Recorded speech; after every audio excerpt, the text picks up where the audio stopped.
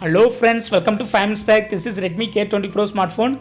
In this video, we'll learn how you can increase and decrease ringtone volume and other volumes in Redmi K20 Pro smartphone. First of all, go to the settings in your phone, Redmi K20 Pro smartphone, and click on sound and vibration.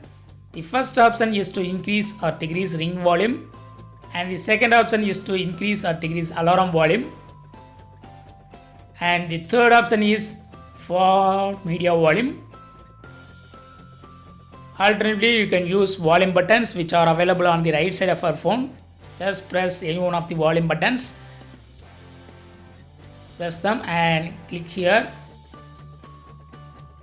And you have three options to increase ring volume, alarm volume and media volume.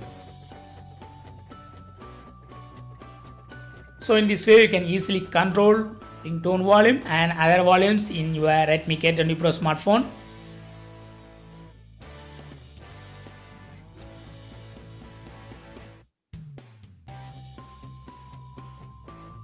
That's all friends. Thanks for watching. Subscribe for more videos. Until then, take care. Bye.